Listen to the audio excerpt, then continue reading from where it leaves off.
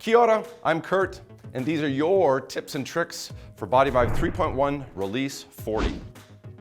In this release, we're going to touch on two things.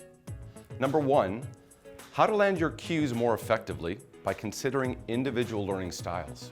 And number two, teaching the essence of Bodyvive 3.1. First, let's all say happy birthday to Bodyvive 3.1.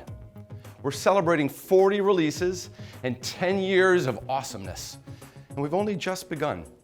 This is a huge shout out to all of you who have embraced the program and worked hard to share it with the world.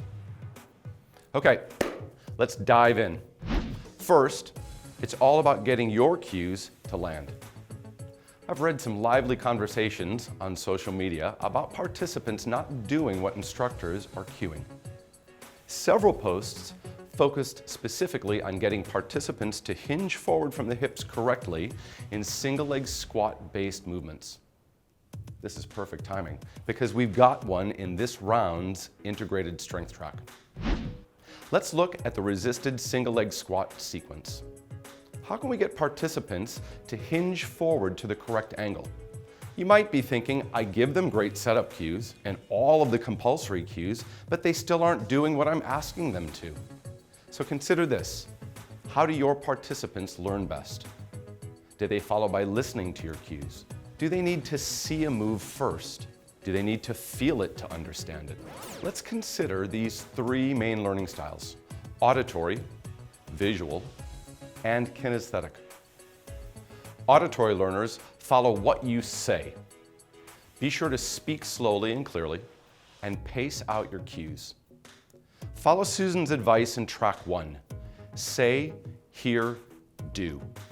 It may take auditory learners a number of repetitions to comprehend what you are saying. You may also try rewording and varying your cues to make them land.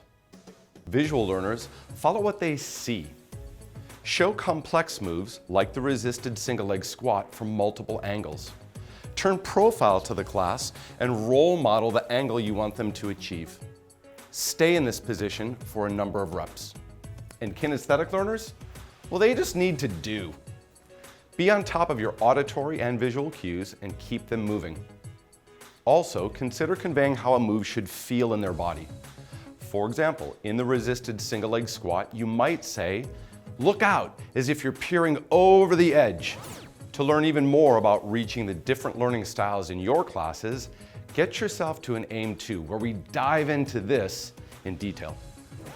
Finally, let's talk about teaching in the essence of Bodyvive 3.1. While the program has continuously evolved and the intensity is increased, our essence remains the same. Teaching in the essence means your actions and your words come from a positive place. You strive to empower and inspire your participants to achieve their personal best, and you congratulate them for their effort. You are inclusive and welcoming. While many of us are wanting to drive the intensity, it's more critical to motivate participants at their level. Examine your Layer 3 coaching cues. Bodyvive 3.1 is an ideal program for positive motivators like, you're doing great, just 3 more and you've made it, as well as intrinsic motivators, which help participants celebrate how they're feeling. You did it! You're gonna walk out of class standing taller and stronger. That's it for Bodyvive 3.1. Tell us what you think of this round of tips and tricks by clicking on the link in the box below. See ya!